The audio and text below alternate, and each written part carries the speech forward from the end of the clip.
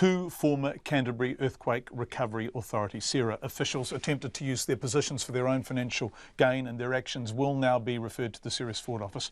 The report by Michael Heron QC on behalf of the State Services Commission found Gerard Gallagher and Simon Nikoloff had clear conflicts of interest when arranging CERA property deals through their own company. Our political reporter May Heron has been at a media conference at the Commission and joins us now live from outside Parliament. Nice to have you with us, May. What have these two men been found to have done?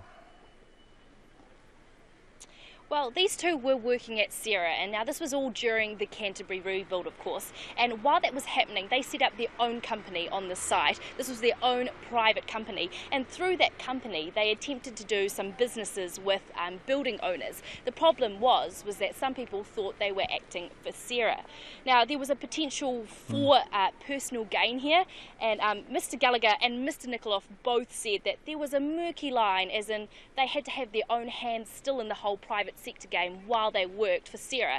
But Michael Heron QC found that they actually went further than that. They crossed the line, that it was a conflict of interest. He said that there were some serious and sustained breaches of the standards.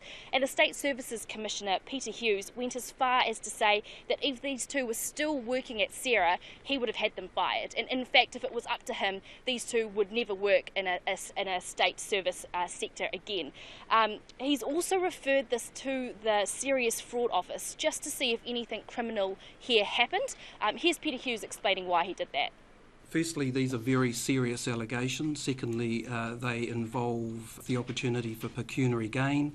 Thirdly, they involve the use of public office to facilitate that.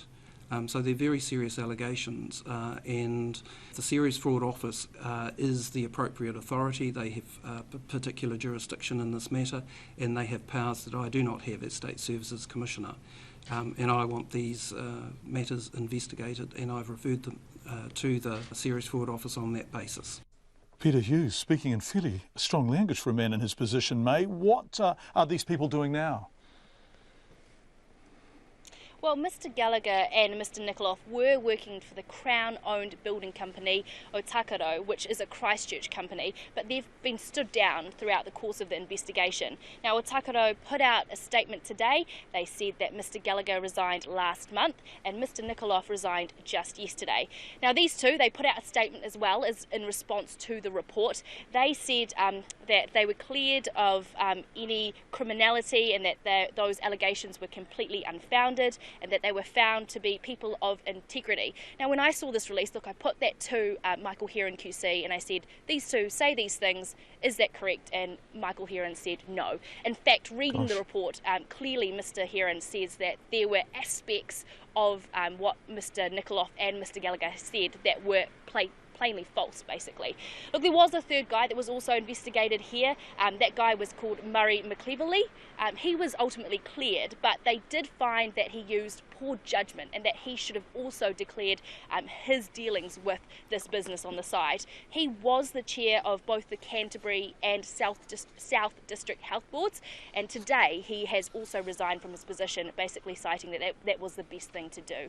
There is still one more investigation going on. It's by the Department of the Prime Minister and Cabinet. This is because they're the ones that are now in charge of what was CERA, basically. Very strong words from Michael Heron QC and Peter Hughes. May Heron, our political reporter outside Parliament. Thank you, May.